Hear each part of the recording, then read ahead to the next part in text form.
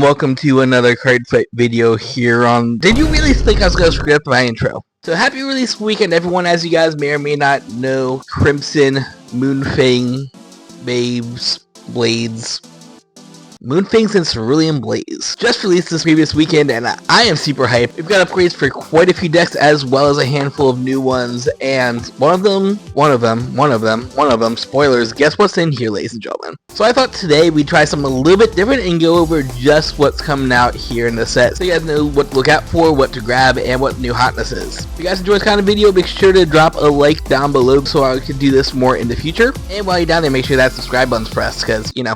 Anyways, let's dive on in as I readjust this so you can see Best Girl. There we go. That's the most important part of the video. To start off, we have a new generic cycle for the set, and that is the Rainbow Cyclers. That all share the ability that you can Soul Blast one when it's placed or discarded or whatever. Reveal your grade 3 or Persona Ride, and generate one of these little guys, your new Quick Shield token. Those of you guys that have played Premium in the past, present, or future may of course know about your Quick Shields being something that are generated from your grade 0 starters. This is kind of the same thing. It's a grade 0, choose a unit being attacked, it's plus 10 until end of battle, and you can play up to 2 blitz orders in your turn, something. It does stuff. The important part is that we now have a extra shield generated for free, and that you can play 2 blitz orders in a turn, which is stupid, I guess. I mean, Lascari already did it, so whatever. Everyone's got one. I'm not sure how I feel about it yet. Honestly, I haven't really built any decks with these, but I've seen them played, and they do quite a bit of work. Make sure you pick them up. Another cycle that we're getting this set is support for all of the start deck decks in a new double rare and a new single rare. These quick start decks are actually kind of sauce. I mean, they all do a basic skill of search for Persona Ride and insert Energy Blast 4 effect here that usually gives you an extra attacker. Cristiano's effect, revive something during main phase. Cristiano's feels weird, but at the same time it's the one that's actually doing something sometimes, so. I actually do like these because their effects are pretty mix and match. It's all not just the same effect over and over again, so each deck has its own individual thing, but they do all kind of generate down the line into main 5 attack decks. Multi-attack, good. I mean, that's all we gotta say. These, ladies and gentlemen, are also decks that basically say that you can effectively get power-ups or whatever you're calling slash attacking with, and powering themselves up while deck thinning and returning cards back to deck. The cycle continues. They do silly things. Honestly, Dear Days 2 right now, I'm clearing through that thing with Saras files, so that's saying something. I guess the final reprint things to talk about before we talk about the big news sauce that you probably clicked on this video for. Over triggers, effect triggers, perfect guards, solid. I love having a good reprint in set, especially if you're a newer player just getting into the game and you didn't have access to set 1 or your good generic perfect guards. Seeing those in here again is always good. We are also getting not only the generic over triggers for each nation, but a couple of the credit elemental ones as well. The really good ones like red and purple that give you extra attacks, or blue that lets you retrieve a card from drop set. Solid inclusion. Love seeing these. We also get our effect triggers for the crits and draws. And in addition to that, first new thing that we'll talk about is the cycles trigger from last set. The front trigger that goes into soul after you guard with it. Lyrical got there, so we don't have to wait for the next Lyrical booster. It's just there. Put in Liscopile, put in some other decks. You're gonna put in Liscopile. That's the most important one. And I guess it goes into the first new deck that we'll talk about, where I talk about Lyrical. Do you guys remember Link Joker? This is Lyrical Joker. Artist Area is one of the newer decks that came out of the anime this season, and it basically is a deck that utilizes 2 orders that either generate Shadow Army tokens, kind of like Orphis did, or lock Link Joker's whole gimmick that no one's seen in Standard, which is hilarious because it's brand new to new players and returning players. Like, Link Joker's back, oh my god! Honestly, it's not that bad though. I mean, you could restrict 1 thing per turn, and they can only do that 4 times because of the way that this card is written. You specifically play these orders off her effect, which means you can't spam them out, and until it turns into Zorga somehow, you can only play 1 of these per turn. So, realistically, if you're afraid of Link Joker's whole lock mechanic, which I probably should have explained, is basically turning a unit face down, and that unit can't do anything for a turn. Like, it can't intercept, it can't boost, it can't attack. It doesn't exist, and that circle doesn't exist, so whatever's there, well, is locked. Don't worry about it. You have 1 lock per turn. You get away with either 2 attacking columns, or there's a lot of decks this format that have ways to do stuff with the back row and generate more restands or multi-attacks or whatever, so you can be tactical about it. It's kind of scary though, because she does a lot of stuff to give herself and her units power. A lot of bouncing. Have fun picking up Yuikas if you don't have those already, except I guess it's not too bad because you get thrown a specific Yuika in set, and Yuika is getting reprinted in the future. Important takeaway here is we're getting lots of power. We're getting 4 to 5 attacks per turn thanks to feature her ability to generate Shadow Army tokens when she attacks, and I guess she gets a crit, so she's scary herself. Looks like a fun deck. I mean, for the sake of Lyrical Monestario, I will never betray Greedon Catgirl MLB, but honestly it's pretty sauce, and if you are a Link Joker or Orpheus player, you got a new girl. Of course, speaking of the other main lyrical cards, the Divine Fated Duo, Best Girl Duo, does each have their own new support card. Chris Rain is getting a card that lets you potentially flood the field on place while getting some power or whatever. And Liscophael gets a new cat girl that gives you guard restrict, the Battledore hold 2-card guard thing on your Vanguard, which is cute. I like it a little better on your Divine Skill turn, so I think I'm only running like 2 or 3 of them, but we'll see in the future, because on that Divine Skill turn, you do in fact have 2 procs of that skill. Speaking of mermaids though, our next thing up is of course the shirt I'm wearing, Stoicheia, which has a brand new deck in Argo Sirens. I'm probably saying that wrong somehow, even though I'm literally looking at a card right now. This is a very Aquaforce deck disguised as a bunch of mermaids and sea dragons that basically attacks in waves, but does it by binding a bunch of orders in order to rescan all of the things, including the Vanguard itself, and generate cards from your drop zone back to field / deck to field. So you're doing a lot of deck thing, a lot of replenishing, and a lot of multi-attacking. I haven't looked too much into this yet. I know certain people on certain social media platforms, you know who you are, that cannot wait for this deck, and it looks fun, honestly. Good for you. I know there's like 1 or 2 players in my areas that are going to build it, and I can't wait to go against it, see exactly what it does. But from first glances, it looks just to be another multi-attack deck that sometimes generates power, but more importantly, gets a buttload of attacks. I think that since Callie herself is able to bind 2 orders, you could effectively get rid of the Resand Vanguard, resand to Rearguards 1 to generate 5 attacks, and do the Resand Rearguard 1 again to generate 7 attacks. I think that's how it works. Correct me if I'm wrong in the comments down below, but 7 attack deck with 3 drive checks that gives you a lot of recursion. Not bad. Blue deck, main cards Callie, show off the Callie Cup. Something, GameStop sponsor me, something, Mayoshi.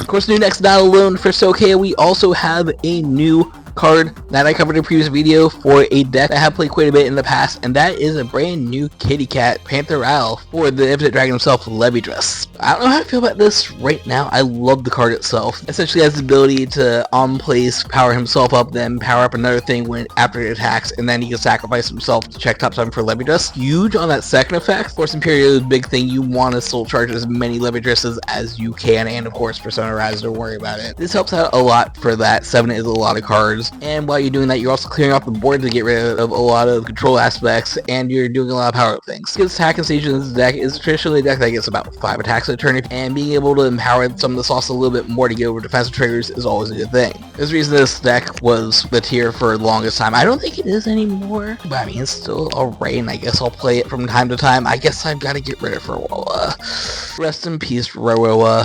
Rest in peace, Leonore, until next set. Rest in peace, Shield Fisher. Until I do that specific video, make sure you comment and subscribe, because I have something in mind that I want to show off. But for now, I don't think that Levy Dress is a sauce anymore. That honor goes to Dragon Empire, because I have now been recording for about 15 minutes before cutting this, and I have not yet said the word Bob Sagara. This is the deck of all time in Japan, apparently. And based on the few games I've played against my local Bob players so far, would agree. Don't think it's invincible. I've been able to take it to game 3 a couple times, but I have yet to win those matches, so. While at first glance seems to be more of the same card, you're able to recur a bunch of arms, you're able to play your trick stars or whatever, and you're able to wipe the field to get a crit. But outside of that, it's just plussed up so much. I mean, your right line, you can effectively get up to 4 different weapons in that deck immediately. Recursion's a little better now, given that not only can you get a grade 0, grade 1, but you could also choose that Vilord from your drop zone and immediately overdress it on your Trick Boon, which is exactly why everyone's talking about putting it to 1, and could agree.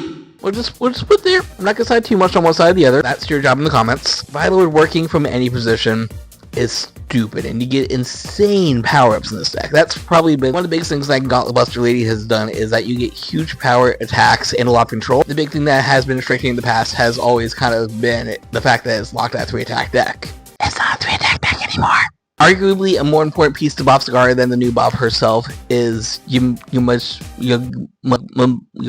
who is a grade 2 unit that, when placed from hand, you can Energy Blast, discard an arm, draw some cards, give it +5, no 1 character, blah blah blah, pot of grade, it's a good card, arm, you hit the recursion started. The important part is Resander. Counterblast 1 after Bob Sagara attacks, and your opponent's grade 3 or greater, and resend this unit. Effectively, if you have a lot of CB to spare and 2 of these boys on the board, you're looking at a 5 attack deck now that also still has the same amount of recursion, same amount of control, and the same amount of power-ups. Bob's not the important girl. This is the important girl. Guy. Dragon.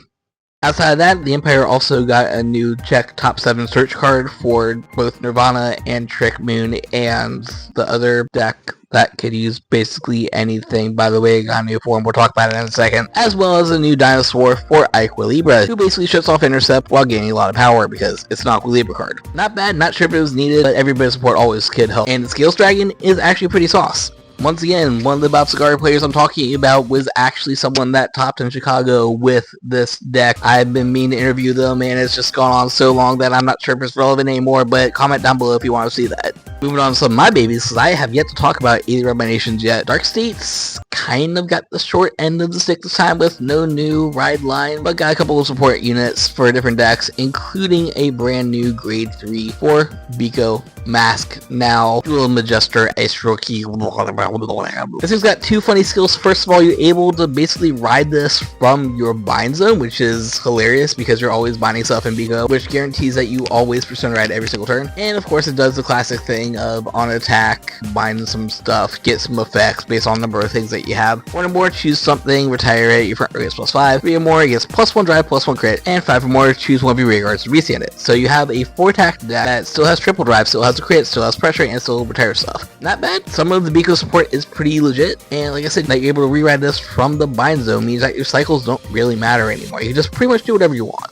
More important to me though is another thing that I covered in the past. Make sure you check out that video even though I'm telling you about it now, and that is that my girl Leo has new cards for support for both forms. She has a grade 2 version of the grade 3 Colossus Dragon that we have from last set. It's basically happening in battle phase, comes out from regress, replaces itself from something in drop zone, and in addition to that she has an on attack, get power, soul blast, drop effect, or whatever. The important part is that we now have more copies of the Colossus, which is like one of the best things in the decks because it combos out stuff from your drop zone that you want in your regress gauge, and is infinitely cyclable as long as you're able to keep one up there. There's your target to bind right there without having to worry about anything else. Pretty solid. I mean, say the same thing about this as we have said about the dragon in the past. Now we effectively have the same skill as the grade 2 that draws cards and the grade 3 that retires cards. That's what I'm going to say. Also, a couple of other new grade 1 units, including a Direful Doll that's not a Direful Doll, Bushiroad. It's alright, it's only the second time they've done that, so they've done this before for Harry. The 2 new boosters basically give you a on retire, get resources back, or the one I prefer, on place, grab an order from your drop, or damage zone. Suddenly Adverse Wrestler doesn't seem so bad, and suddenly you have a way to recur your most important piece from the zone that couldn't be touched before in the damage zone. Very solid support there. Love, love, love. I still haven't tested out the new Leo too much, but we have all the stuff, and that's mostly because of a certain other deck that I'm probably gonna main now, and so should probably talk about it because it's Keter Sanctuary. Yeah, I guess I'll just do both the Leo nations in a row. Why not? That makes most sense. Leo Part 2, Grade 2.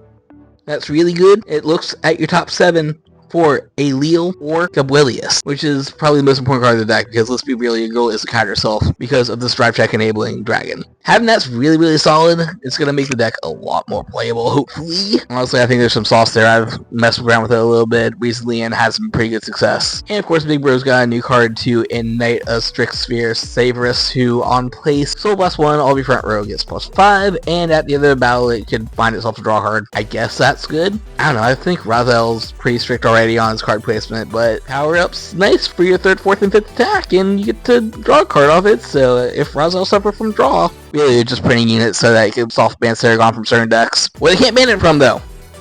I don't want to go over every single card again because this is just a general overview video, but my babies, my Borkborks, hold on, we gotta show baby off. One of my friends ended up pulling this for me at the safe peak, and I'm so happy because it is my new ace unit, Wingle Brave. That's not it. God, this deck is already like 1/3 max rarity from just completing it. The only sad part is if I want to get 3 more of her, it's like another $100. So if you want to help support me on this channel so I can afford shiny cards and make my deck look proper, / get more improvements for the channel like microphones, lightings, I'm looking into some sound dampening stuff soon and all that fun stuff. Make sure to check out my page on TCG Play where I sell my own card game stuff, or drop me a tip on Ko-Fi. Both those ways help support me on the channel and make it so I could eventually maybe hopefully have a max rarity Hound Razor deck. Yeah, Hound Razors. Physical Paladins on steroids. This is the doggy deck. I'm only sad we didn't get a Kane. Why did they not give us an Akane deck and not give us a Kane? Why don't we have Garmor? Please, future Bushiroad, give us Garmor encounter for this deck. I would be so happy to have my boy back. But this, it thins. It takes cards from drops them, puts them back in decks, so you never have to worry about decking out. I've actually won a couple games from running multiple copies of the Ride Grade 2 just because it did prevent the deck outs. And all the dogs and dog trainers do a whole houndful of things, basically everything short of control. Really solid. I am in love with my doggos. So far from my testing, I basically have only lost to Bob Cigar, and once again that's just from taking it to game 3 or whatever. So, Hound Raisers, video will be up there because I don't want to take your time, but absolutely love me my doggo deck. What's left? Best for last apparently. We're going into Brandt Gate. We'll start with the funny thing first. Scrolling down to comments. Where's the one card for the deck I want to talk about? Obliteration Strategy Resilience. Do you guys remember Vanguard? That one deck from Super, the restanding Blaukruger or whatever. It randomly got a new order. And let's just read this off this red text real quick because it makes the deck viable out of absolutely nowhere off one card. At the end of the battle that your Vanguard attacks, if it was the first battle of the turn and the attack did not hit, search your deck for up to one Vanguard, reveal it, and put it in the hand and shuffle deck. When your Vanguard would, the riding unit would be placed on all the trigger effects from the thing go to this from the strategies this turn. Basically, first attack, search for Vanguard, Nido, Mosquito, and then when you ride into the new Vanguard, all your triggers and all your bonuses move on to the new Vanguard. If you guys remember, Vanguard is a deck that basically gets extra Vanguard attack by rewriting another copy. It's gonna make it so that you retain the trigger effects. I don't think I need to say anymore. Good card randomly. Vanguard players rejoice. Also rejoice for some other decks, like, you know, Prison getting a couple new cards, including an Energy Blaster that lets you imprison something from your opponent's hand or drop zone. A new Imperial card that gets some power boost and end of battle lets you choose one of your opponent's rear guards to retire it. And Mr. Moon himself. We've gone through this entire video about Moon Saga without talking about Moon Saga. Base Ruger is a really cool deck themed to Space Vikings on the moon that sends everything to the moon, and then you take cards off the moon and you do moon things with them. Basically, you use a set order in order to send all your units to the set order zone, kind of like how Monsters works. The difference there being that the new Grade 3 is able to call a couple of those out after attacking, and you a fourth attack for now. And in addition to that, you could also use these moon monsters to guard and cycle back to deck, where they'll then be, you know, kind of shuffle back out. Really solid. You also have a funny bird that you can run 16 copies of. That's just randomly $2 on TCG Player. It's a common, but a common that's only one per box. And in general, this is probably like one of my favorite Brandt Gate decks that I'm never going to be able to play because, you know, 16 birds, have fun. That says though, I will have plenty of coverage of that here on the channel because one of my friends does play it, and we've already have a feature proxy matchup up on the channel of that versus Doggo, so make sure you check that out. In general, Mr. Moon, Trial of the Moon, deck thinning, deck winning, make 4 attack turns. There's a cool dog that lets you attack multiple units. It's a really interesting deck, and I cannot wait to see what it does in the future because you know that this boy is going to be here in the future seasons. But that is about it, is what I would say if we didn't get one new thing to talk about. That where is he? Why is it not just immediately revealing in the triple rares at the top of this list of cards that is in the set? Wait, yo, that's actually hilarious. That's actually hilarious. Where is he? Bushiroad! Hold on. So, Bushinav, on the deck builder, for whatever reason, does not list Griph at all. So we're just gonna make this on the fact that I kind of know what this card does because I have another friend that is absolutely obsessed with all things Dragon Tree. Basically, the Dragon Tree has been reborn and now he's a good guy with a new set of orders that do the same thing as the old set of orders. This time, the Dragon Tree generates a butt ton of energy and Dragon Tree markers. Every marker that he has, he gets more power. Then once you have, you know, a full field of them, you get extra drive check or whatever. It's more the same, but that same is good because this is the most diverse Vanguard in the world, being a card that you can play in every single nation with strategies for every single nation, ranging from your restand, search, Dragon Empire to Shaman King, have fun with burn, to whatever Darkseid's cooking up, honestly. The point of the matter is the new boss has a new form, and it has a trade-off of no longer having your overtrigger in the ride deck to cheat with a super powerful unit that generates whatever you want to generate, and basically just lets you play however you want to play. So that is the basics of Moonfang and Cerulean Blaze. What do you guys think? What decks are you super excited for? What decks do you want to see featured here on the channel? Because I do want to do a lot of card fight videos, especially with new stuff, especially with my doggos. You guys want to see some dogs in action. You guys see some dogs in action. This is the avatar, by the way. But until then, thank you all for watching. If you guys enjoyed this video, make sure to subscribe. Like I said before, if you want to help support me on this channel, make sure to check out my not Patreon, or of course my page on TCG Player if you want to buy a bunch of cool cards that I'm not using. But until we meet again, always embrace the infinite.